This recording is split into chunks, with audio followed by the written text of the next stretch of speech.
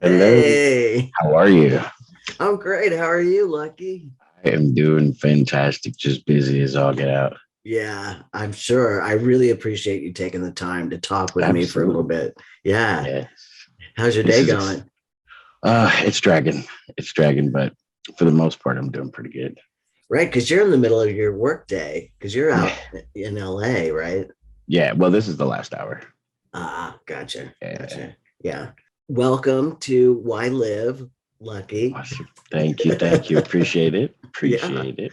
Yeah. So Lucky is a transgender activist and miracle. Like you do so much for the community. Thank you. Uh, you've got your Invisible Man project, right? Mhm. So And that's my organization, yeah. yes, yeah. Can you tell us about that?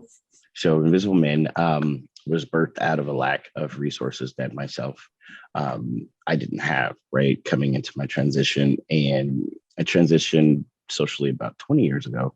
And 10 years ago, well, 12 now, I wanted to start testosterone. I wanted to actually like get into my transition. There were no resources.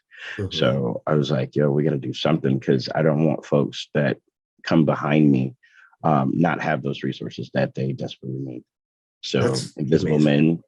Invisible Men was born, and we support our transmasculine folks in many, many different kind of ways. That's incredible. Are you like California based? Are you mostly like LA area kind of deal or? So we're born and based out of LA, Mhm. but we actually serve folks like globally. We have folks that we call legacies. Wow.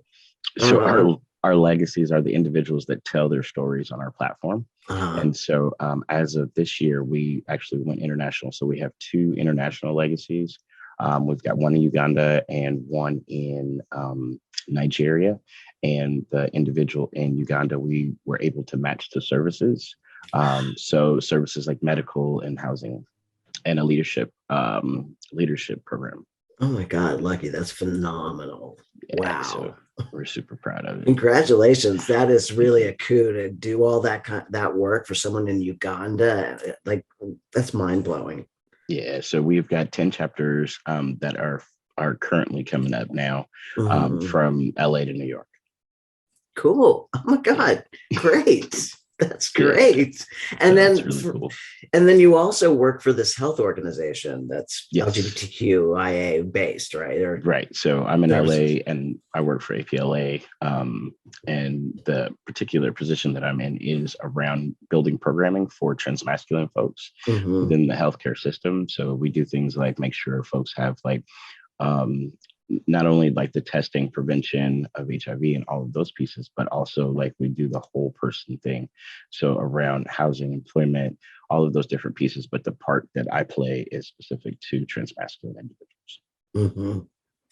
Well, thank you for your support. I mean, it's tough out there, Yeah, and I'm white, and it's tough out there. So, right.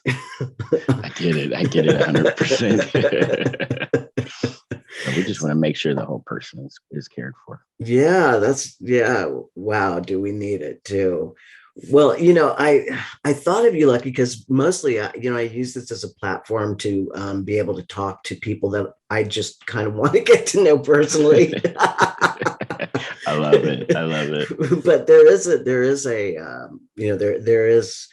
a kind of a mood and an idea behind why live, which is that it's kind of about people who have been through something and have managed to not only survive but thrive and are Right. doing yeah. And I don't know what you've been through. I can only imagine. I just assumed that as a transgender black man living out in public and and thriving, that there was something going on behind that.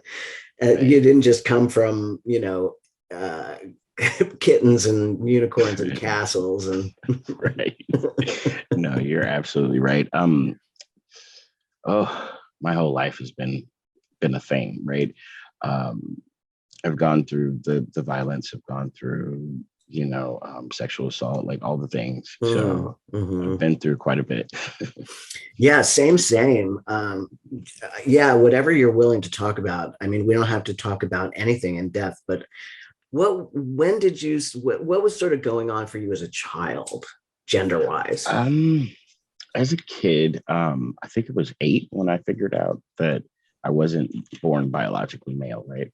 Yeah. Um, because I thought I was just like my brothers. I thought that, like I'll grow. And then Right, right. Yeah, no, I get that. right. So, but I was 8 and I was on a schoolyard and the kids kept teasing me. They were like, "You can't play with this because you're a girl." And I was like, "You're rude." Um, so I went home and told my mom, and she was like, "Well, yeah, you kind of are." And I was like, "Whoa, like this can't be happening." And so between ages of like 8 and 12, like coming to grips with that as a young person was tough. It was super hard. So I went through a lot of suicidal ideation. I've attempted quite a few times, just to not understand what was going on with me because there was no language for it. Right. And so and an 8-year-old 12-year-old kid is like, I Yeah. don't I don't understand what's going on. So like I went through a lot of trepidation around that. When are we talking? Like I came up in the 60s and 70s. So Yeah. And so we're talking 20 years ago. I'm okay. 42 now, Okay. So Yeah, like, yeah, gotcha. I'm 42. So we're talking like in the 90s. Mhm. Um, and then not having that language for it, Yes. it just kind of adds another layer to it. But, Right. There's you that know, disappointment compounded with not being able to articulate it. Yeah. right. And Yeah. then, I was already a quirky kind of kid anyway. I'd rather read a book than deal with people. Yeah.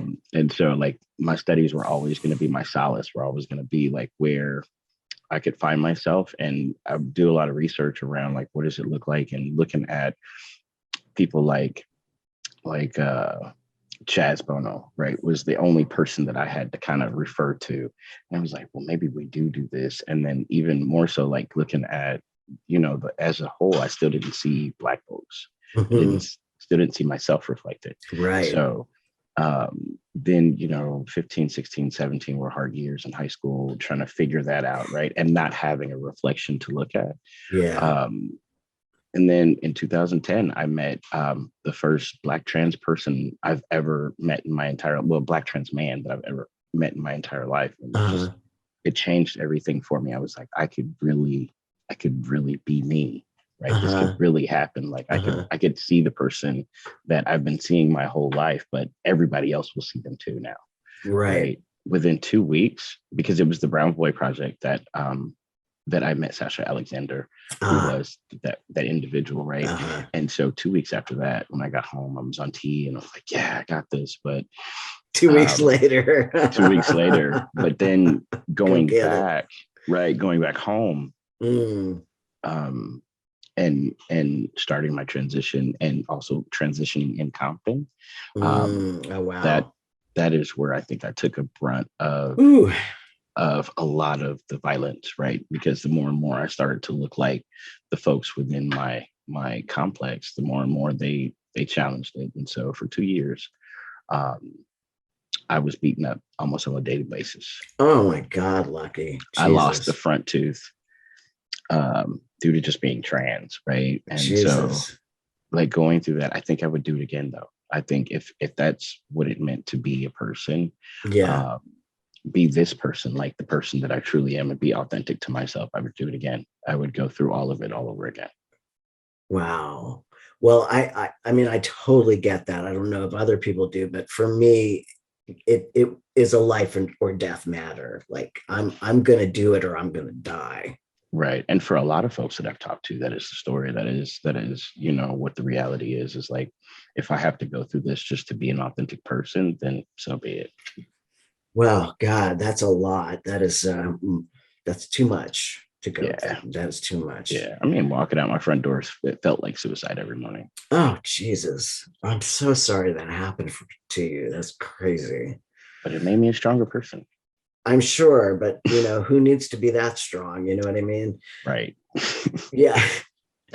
I just remember, you know, I similarly, growing up in the 60s and 70s, I didn't have anybody to look at either. There were no role models, trans or otherwise. And I really repressed my longing and my desire to transition. I didn't know, like you said, I didn't have the language. I just had this longing and I didn't understand it. And it was coming out in a variety of ways. Like I was acting out, I was taking a lot of drugs, I was suicidal, all that kind of stuff. Um, and hormones were happening and it was making me crazy. Was that kind of happening for you or? Um, the hormone situation, I don't think that the hormones were so much. I mean, like I think now, 10 years later, 12 years later, being on T. Oh, I mean adolescence. Oh, well, yeah, not being able to see myself reflected was deep because like you think that you're the only one like out here like that. Mm-hmm. If you don't see yourself, Mm-hmm. then you feel like something's odd with you or something's, off or all of those. And even though it was off because I wasn't being me. It was Yeah, off because I was right, forced into this existence, right? right. And so I think now, that's why Invisible Men is so important to me because Mm-hmm. I know what it was, what that feeling was of being able to see myself reflected, and that being one of those factors that saved my life, right? Mm-hmm. And so I was like, other people need to see themselves reflected, and that's why if you go to the Yeah, website, like you'll see the diversity in all of the legacies.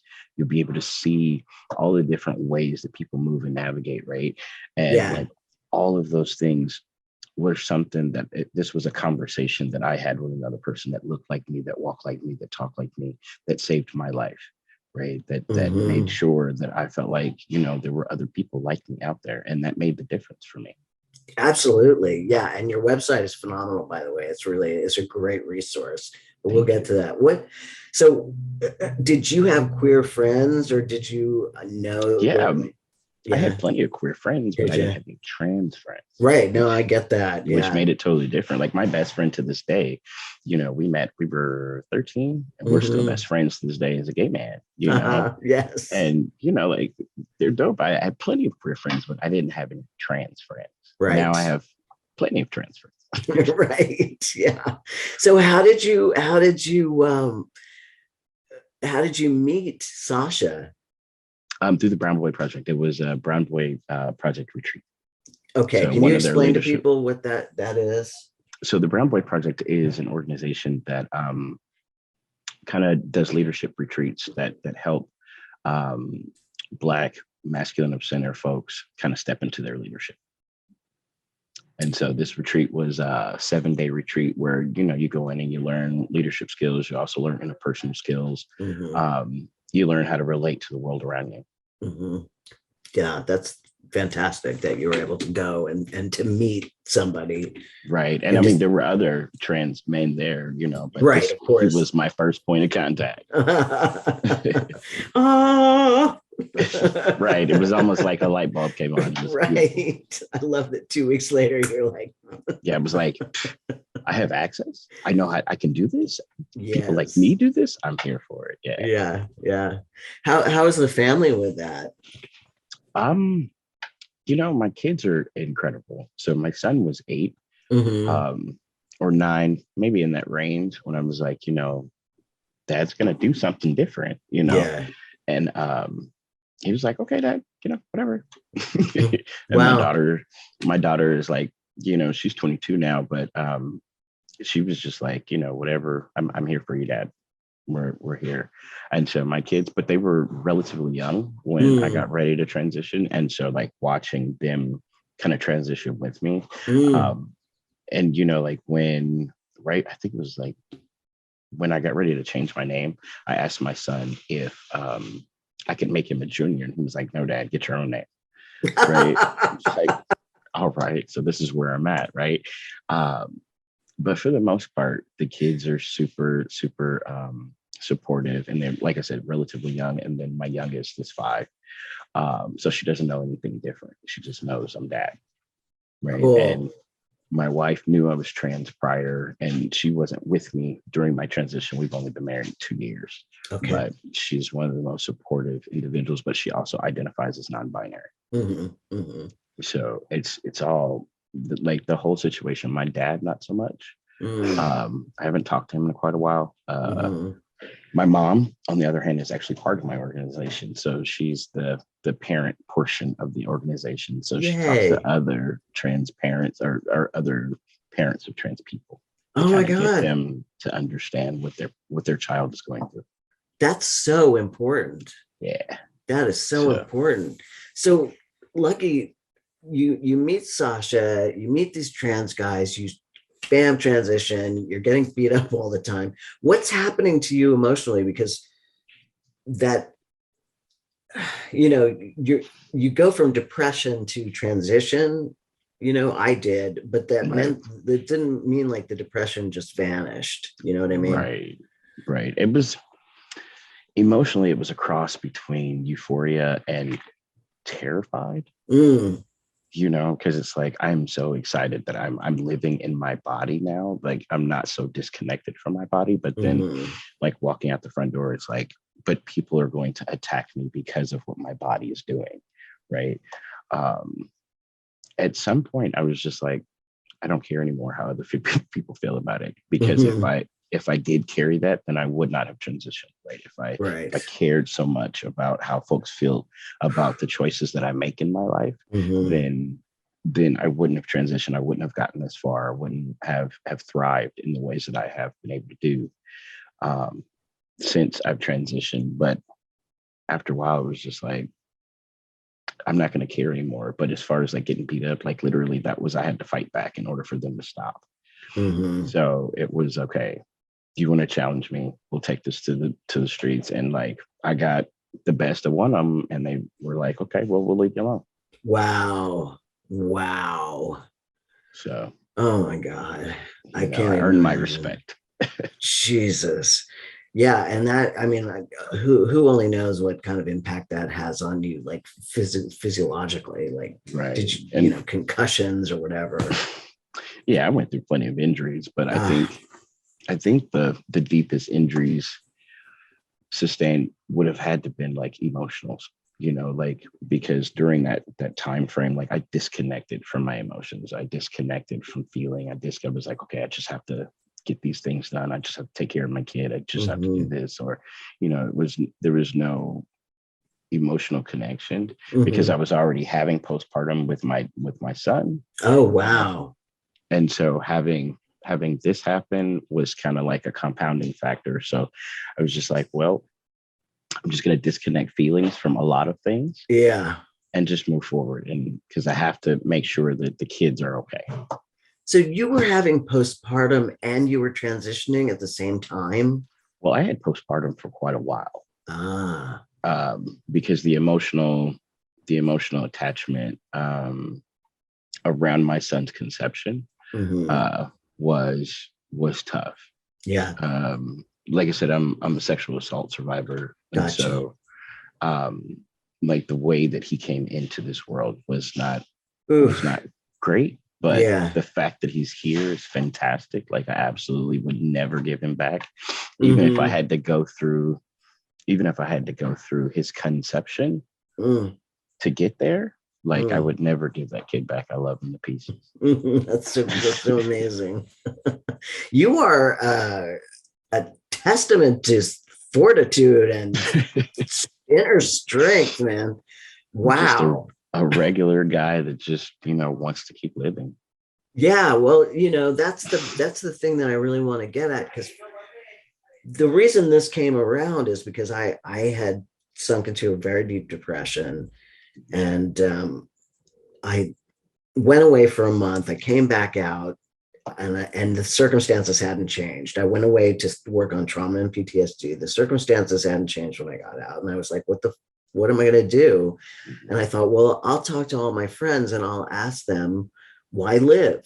Like, why keep going? And so that's what I'm kind of putting to you. Like, what you are telling me wow, that would really challenge anybody's desire to stay upright on this planet.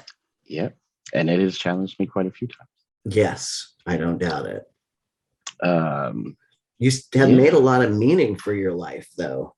Yeah. And I mean, I think that's the important part, at least for me it is, right? Is having something to live for, to have something in your life that makes that kind of impact to the point where you're not like, nah, I got to stay here so I can see it through.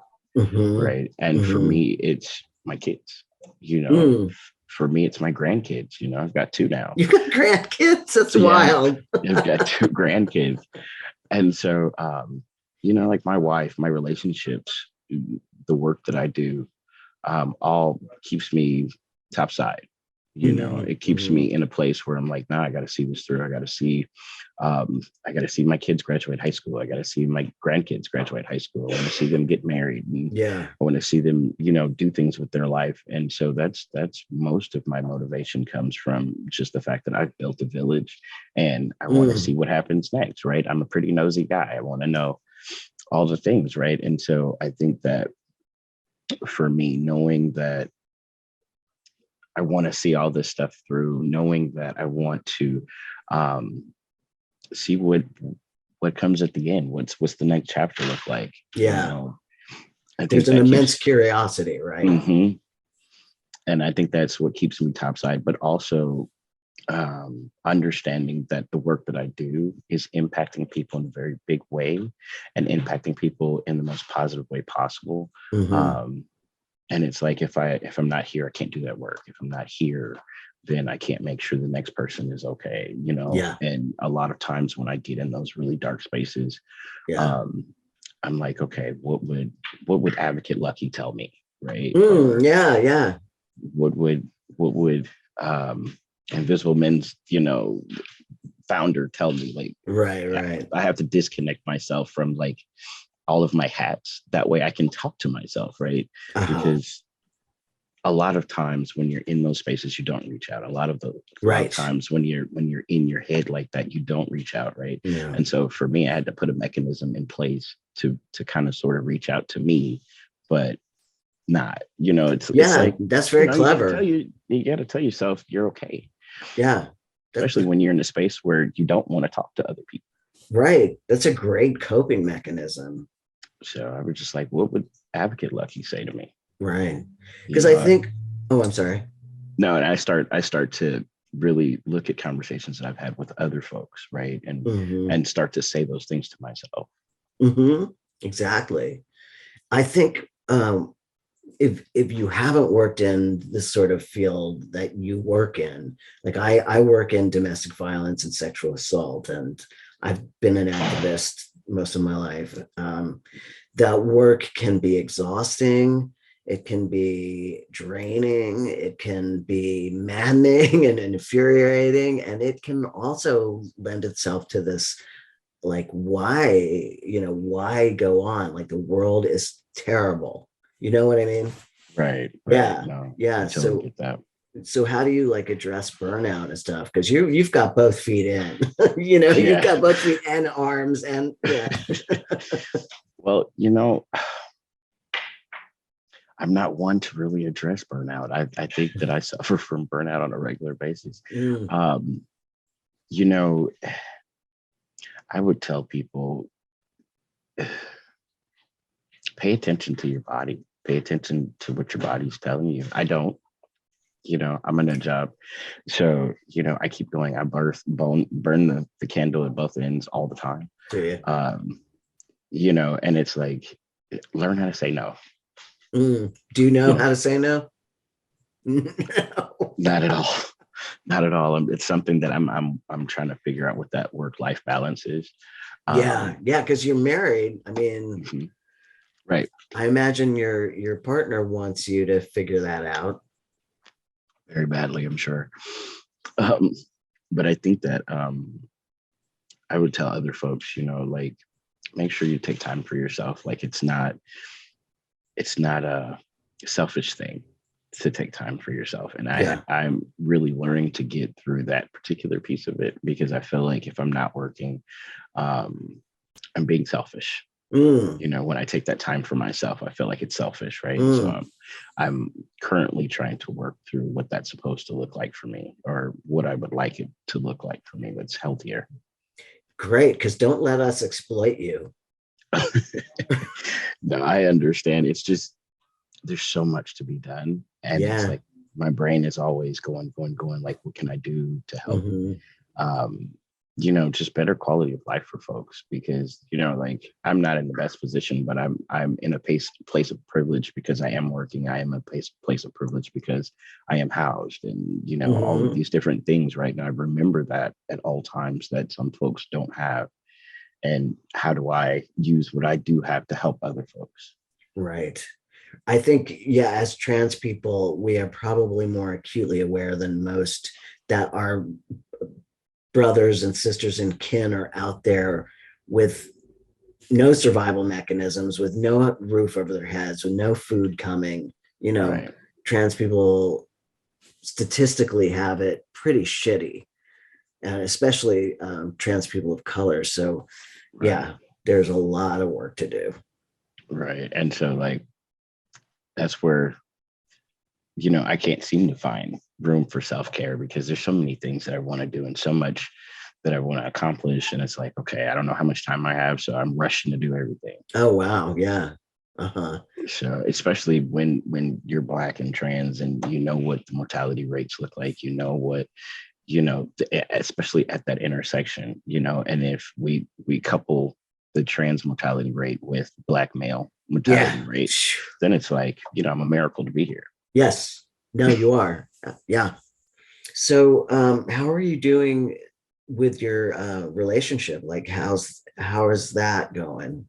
Oh, my relationship is beautiful. Like, the way that we support one another, the way that we kind of stand in those gaps for each other, Hmm. is one of the most important parts. We've got great communication, and we're able to really sit and have those conversations, those hard Oh, conversations. wow. Where, And it's go ahead. where did you learn communication?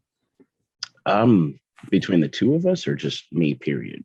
Like, how did you learn it to bring it to the relationship? Like, Um, was it a One, family skill or did you learn it on the way?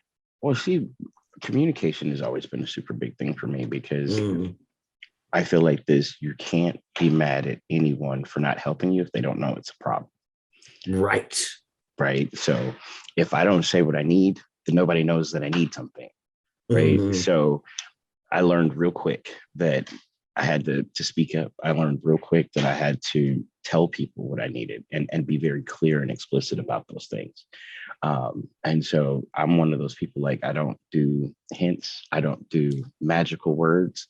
I don't do telepathy, right? I'm very direct and Uh-huh. upfront and honest about what I need, right? And so that's true for my relationships as well. And it's Uh-huh. like, if I need something from my partner, it's like, hey, look, check it out. This is how I feel about certain things, or this is how I'd like to be treated, or tell me how you're feeling, right? And once you start to really open those doors and you start to have those conversations, then it comes a lot easier. Mm, And I'm hmm. like, I'm one about honesty, because it's easier to tell the truth for me, right? Instead of going around and having to remember the lie. Mm, So I hmm. rather just tell the truth off top, because then if I have to remember it, it's something that actually happened. Right. Right. So communication is a super big thing for me. Yeah, I'm trying to connect with that, but for me, perhaps because I was a drug addict and alcoholic, I couldn't identify my feelings. So I wasn't able Mhm. to, tell you what was going on with me because I didn't know for a Right. long time too. I think I kept myself emotionally stunted that way for years, decades, really. I totally get that. Like, for a long time, I didn't know how to communicate emotions. Hmm. I wasn't, I think I was in my 30s when I started to really was able to pinpoint emotions, and was able to identify what they were, and how I was feeling, because I knew happy and I knew sad, or Hmm. I knew happy and angry, Angry, right? right? But what I didn't know was all of the stuff in between, right? Yeah. And so even as a 40 something adult, I'm still, kind of identifying new emotions or identifying feelings that maybe I thought were frustration are now like more like anxiety, right? Yeah.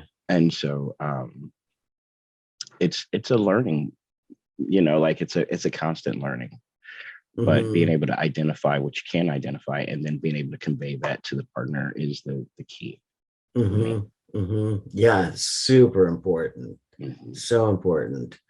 Yeah, and it does take some knowledge, and it does take working at it. And I think Mhm. having some grace with each other too. Right. That Yeah. is also something super important is understanding that one another doesn't function the same, right? So everybody's gonna, even if we're in the same house or even if we're doing the same things, we still don't function exactly the same way. And understanding that about one another is where the grace definitely comes in. Hmm. We're all infallible. No one's infallible. We're all gonna make mistakes along the way, and understanding that as well is important. Right. Yeah, we don't communicate the same way, and we don't have the same needs. Yeah, it's baffling, but it's true. I'm very much of the you're not reading my mind. I Like told you really, that in my mind, kind right? of guy. That gets me in trouble. Gets me into real trouble. Yeah. So I was thinking Totally. about all this stuff that you had going on, and I was wondering if you had been in therapy or treatment or Yeah. medications or yeah, Absolutely, all of the above. yeah, Absolutely, I'm yeah. super proponent for therapy. I think mental health is something super important, especially for our transmasculine demographic, um, Hmm. and something for me personally. Like, I just wanted to make sure that one, I wasn't losing it, right? Yeah, um, and two, that um, my own health came first before I can help someone else. It's like the whole, put the mask on before you help someone else, totally. right? And so I know that for our community, mental health is something that like is shunned upon, especially when you again at that intersection of being Black and trans, right? But I wanted to make sure that I was okay before I couldn't help other folks if I was falling apart in the process. Mm-hmm. So, how old were you when you saw it? Like, I'm guessing that therapy was the first thing that you kind of sought out. Well, I was already dealing with therapy at 17 because I was Uh-huh. diagnosed with ADHD and bipolar, Oh, and so gotcha. with those two diagnoses, medication was imperative to make sure that I stay on point and just keep it together. And so from the time that I was 17 up until through today, Hmm. I'm still dealing with therapists and still doing medications just to keep myself on the up and up. Yeah, yeah. I just discovered EMDR, which has been tremendously helpful. Yes. Do you do EMDR? Do you know about that? Yes, I do. I That is love the it, love it, shit. love it. Yeah, It is the love it, shit. love it, love it. I have been through Absolutely. so many different modalities, Lucky, to try to address the PTSD and the trauma, and Hmm. nothing seemed to actually get at it until I started EMDR. Yeah, I Yeah. think that a lot of our community goes through a lot of trauma, and I think that if there was more access to confident mental health Mm, services, that a lot of our folks would engage better. hmm. But I also think that the holistic, like AMDR and spiritualism and all the things could also be beneficial, like coupled with behavioral health. Yeah, yeah. I personally find spirituality to be a big part of my healing and my holistic wellness. Absolutely. Yeah, Yeah, I definitely agree with that. Like spirituality has been one of the things that kept me together as well. yeah. Do you have a practice, or do you just consider yourself a spiritual guy? Or Just a spiritual guy. yeah. Uh-huh. Did you Yeah. grow up in any kind of religious anything? Well, my mom raised us as Jehovah's Witness up until, Your story is mm, really interesting. believe me, believe me, we could talk all day about this. Um, my mom raised us as Jehovah's Witness, and so going through that process was interesting Hmm. for so many reasons. Um, but yeah, it wasn't something that I resonated with.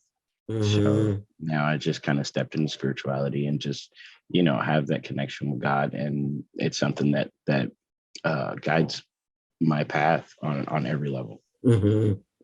Yes. Yeah. Same. I have a relationship with something that I don't want to define, and I'm good with that. And Right. but it's very important to me. Definitely with that. Definitely. I think it's important for anybody to kind of reach out to something that's greater or larger than them, to kind of Mm-hmm. follow that guidance. I think that anything that's got love at the center of it Mm. is good. You know, I Yes. rock with that. As long as it's got love at the center, I'm with it. Yeah. That's the key. Love at the center. I love that. Because it doesn't matter what you practice or how you practice it, as long as it's got love at the center. It is You can't go so wrong. true. It is so true, and that's true for all the work we do, and for the work we do with ourselves too. Absolutely. Yeah. Absolutely. Yes, you got to make sure that love is at the center of everything you do.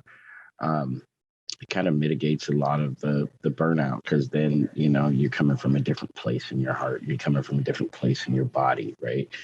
I love the work that I do, even though it's heartbreaking sometimes. Mm-hmm. But I think that if we keep love at the middle, it'll keep you going.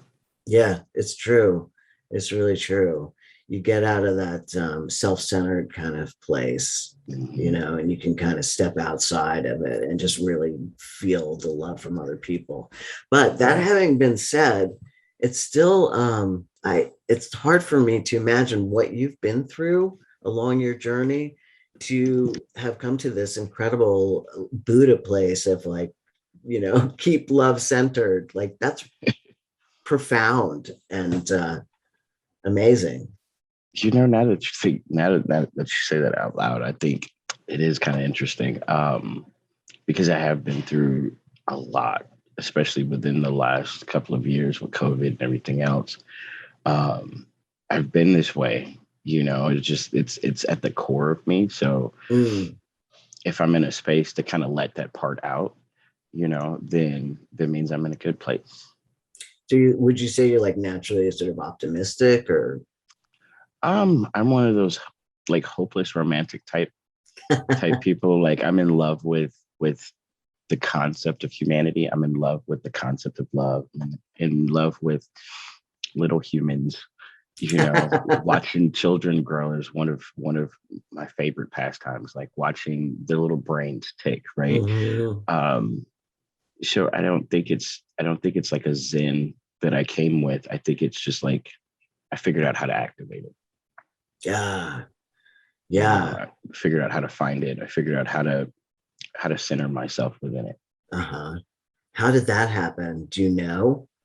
When I was on this journey to find something, I didn't know what it was. I didn't know where Yeah. I was going. I didn't know how I was going to get there. Um, and I just kind of said, okay, look, I don't know how to do this.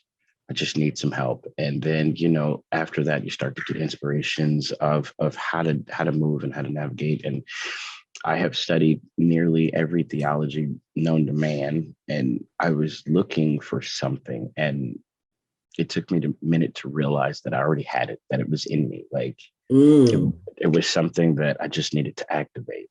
And so Hmm. going through many different religions, going through many different spiritual theories and conspiracy theories and Uh-huh. all the things, right? I went through all the things, and it landed me at the particular moment where I was like, I'm searching for all of these things outside of me, and it's inside, right? And Yeah. it's one of those things, like Superman being one of my pronouns, right? And one of my pronouns is Superman because of the way that the trans community moves as trans people. Like everything that we need, all of the resilience, the bravery, all of the things come from within in us. That's no Hmm. different than the superpowers that Superman has, right? All of those things come from within it. I was like, everything's here. I just got to figure out how to use it, how to navigate it. Like, how do I wield all of these things that are inside me for a better use for myself and others, right? And I Hmm. think because I've chosen a life where I don't have to be in this work, right? So I'm one of those people that is visibly trans or not visibly trans, or, I pass or whatever the Yeah, term yeah, is. yeah. Right. So I don't necessarily have to do this work, but my heart pulls me to do this work. Like, this is work that doesn't let me sleep. This is work that I know if I were doing something else, I wouldn't be happy at it. Right. Right. And so this is why I keep going. This is why I keep doing this particular work. Because like I have degrees in a lot of other things. I'm a mathematician by degree. Are I'm you a really? computer. Yeah, I am a computer engineer by degree. Right. I'm a sous chef by degree, and I could do Dang, all of the. Lucky. You are so rangy. Well, see, I was like, I want to make sure that I don't pigeonhole myself into one thing, right? Because, like I said earlier, I'm nosy, right? Like I like to know everything, and Well, it so sounds like you're creative and curious, but no, we'll go with nosy. right, I'm like, hey, I want to know all the things, and so I can go in any direction that I want to, and this is the direction I've chosen to go into. And so it's different when you don't have a choice. It's different when you only have one set of skills, and that's the direction you have to go in because that's where you are, right? Yeah. And so I didn't want to be in that position. And so when I graduated high school, I graduated with a high school diploma as well as a degree in culinary arts, right? Because I was like, okay, I'm gonna do this. But computers, I was in love with. And so I said, okay, well, now that I'm graduated high school, I already have a degree under my belt. I'm gonna go after something that I really love, which is computers. And I started doing computers, and in the midst of that, I ended up with a math degree. So wild. And so I was like, okay, but computers, math, cooking, like how do I use these things, right? And I worked as a computer engineer for a minute. I worked as a technician for a minute. I worked all these other jobs, but nothing was really holding my attention. Yeah. And so now, like, I used all of those skills to build my organization. So it was like, I can build websites because I've got this computer technology in my pocket. So I started to build the website. I built an online community. And so I was able to use all of those skills in one big whop. Wow. And so I was like, this is fantastic. And then I Wow. used my graphic design skills to create the All Black Lives Matter mural that sits on Hollywood Boulevard. Which is amazing. Thank you. Amazing. So all the things, You're and so it's just, proud. I was able to use all the skills in one space. Yeah, that's kind of the thing, isn't it? It's like our brain, our curious brain seeks out these ways of knowing and learning, these tendrils, and then when we find the thing we're supposed to be doing, they all seem to meet and support that thing. Right. Yeah. So now I can cook for people upwards of like 200, 300 people, right? Because I have that skill set. Right. But I can also do your taxes. And oh my God, you're like a Swiss Army knife. Right. You like know what? a I'm gonna use human. that. I'm gonna use that. Jesus. So yeah, it's just a matter of like, I think my true skill is a student. I think I'm just a student of life because I can pick up any skill in a matter of 24 hours. Like if you give me a book, it takes 24 hours for me to learn the skill. And then, give me a couple of weeks, I'll be a pro at it. That's very cool. I can learn the basics in a day. That is definitely a Superman power. I will give you that. So, dang. Yeah. It's just, you know what? Once someone told me, if you want to hide something from Black people, put it in a book. That's the last thing they should have never told me. I want to know what all the secrets are. What are you hiding? Yes. Right. Yeah. You hiding. Because I chose not to put it in the context in which they were saying it. Yeah. I was like, oh, we're hiding stuff. Let's see what's hiding. And I'm going to read all the books. That's awesome. It's really awesome. What do you read for pleasure? Do you even have time for that? I don't think it's pleasure, but like my favorite reading is research. Okay. So research, that is, like, I'm fascinated by the things that people research. Mm-hmm. I'm also fascinated by the findings. I do a lot of researching just random things. Mhm. Like I don't know, like how many eggs birds can lay, you know, Oh yeah, yeah. that and why do they, I'm about the why. And so I think that's why Mhm. research kind of grabs me, because I'm about the why do people do things. Like I took a psychology course and ended up like falling in love with psychology. Mhm. But I took it initially to learn how to talk to girls, right? And then I was like, this doesn't actually work that way. But then I fell in love with it, and I started to research a lot of different ways that humans move, and research how the brain works, and the physical part of it and the mental part of it, right? Mhm. um I love the way that people move. So I'm fascinated by the research that's done on people. Yes. Yeah, that's my favorite reading, is like Mhm. facts. I like Mhm. facts. I have to tell you, since I mean, the advent of the internet and Google, love like makes my world so happy, because I too am a researcher. I could all day spend all day just looking up information. It just Right. yeah, makes me so I was happy. that kid that read the entire Encyclopedia Britannica. Encyclopedia. Yep, same. Yeah. So I was like, hey, now they got the internet. I don't have to carry nearly as many books. Yeah, exactly. So, Yes. Yeah, yeah, the internet. Yay. right. Such a gift for us nerds, for sure. Yeah, it's a gift and a curse. The internet is Oh very yeah, interesting. sure. Yeah. I lose sleep sitting up all night, especially if I've gone down a rabbit hole. Hmm. It's all bad. Well, and so you have a young kid at home now too, Mm-hmm. right? Mm-hmm. 5-year-old. Yeah. Well, she doesn't live with me. She lives with her sister in Okay. Las Vegas, but we communicate very often. Okay. So on a regular basis, almost on every other day, Oh I get a yeah. video call, Daddy. And Aw. so yeah, I love it, love it. I That's so just came sweet. from down there to visit her. Oh, did you? Yeah. How So is I make everybody? everybody's good. Everybody's good. They're getting older, like all the kids. And my grandson is like, it's anytime he sees Papa, it's like he gets super excited. He's very animated. Oh, Yeah. So I love that's it, love it, so love it. good. I love my little village. Uh-huh. That's so cool. Well, it sounds like, for all the pain and suffering that there is no denying that you have been through, you have really managed to create a world that is full of love and joy and learning and Yeah. curiosity. Yeah. Yeah. I keep my little bubble pretty happy. Everyone should have a little bubble that they can find solace in, that they can find, temple in. It Mm-hmm. just to have a bubble, even if it's just you in that bubble, right? Just Mm-hmm. having that space that belongs to you, and having that space that is advantageous for healing. It's Mm-hmm. advantageous for learning and growing. If you have that space, then I think that anybody can do anything. I think you are absolutely right, my friend. I think you are correct.